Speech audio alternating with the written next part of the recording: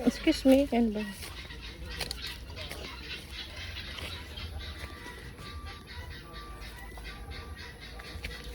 Oh, ang gaganda ng landing pad ah. Ay, ng landing pad ng entrance.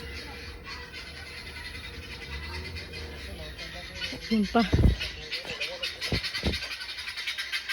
Boring, pero ang lakas.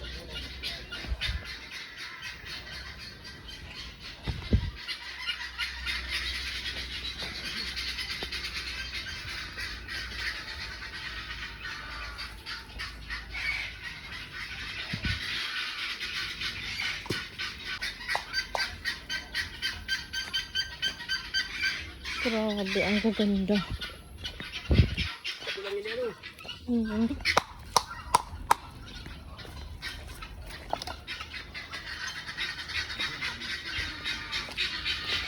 Yan pa, ang gaganda. Lahat ba yun? Tatlo. Sabi, tayo ko na pumunta. Ang layo na. Ito sa tao, yung mababait. Oh, may spider web. Alisin natin lahat. Para sure. Ang babait nila. Mababait lang sila kasi sanay sa tao. Ganyan yung mga Sphinx bee, pag sanay sa tao, mabait sila.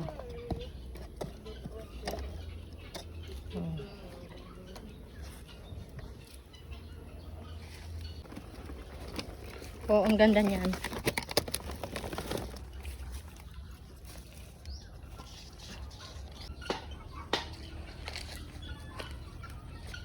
What is that?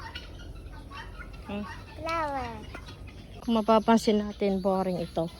Kasi yung entrance niya nasa ibabaw. Yan ah.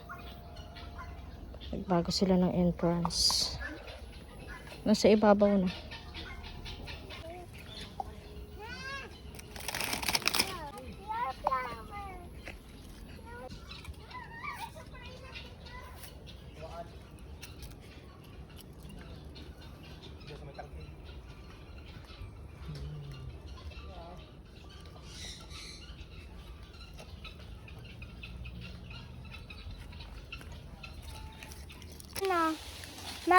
Pag nakapera na tayo ng madamihon, magdoon tayo sa Amerika. Pero bago tayo magdoon sa Amerika, magbakal muna tayo ng kotse na color. Anong color ba? Red, white, black, brown. Tapos makatapos na magbakal ng kotse, yun na magbakal ng yun na pala, magdoon sa Amerika. Mag-aeroplane pa tayo. Libre kaon. Libre kaon. Airplane da. Sa bagay, libre man talaga ang kain sa airplane. No? Tapos, sa airplane, ilalagay natin yung kotse. Hindi. Oh, hindi man talaga pwede. Iiwan natin yung kotse. Dapat save. Safe. Wala rin ikaw ano, bado.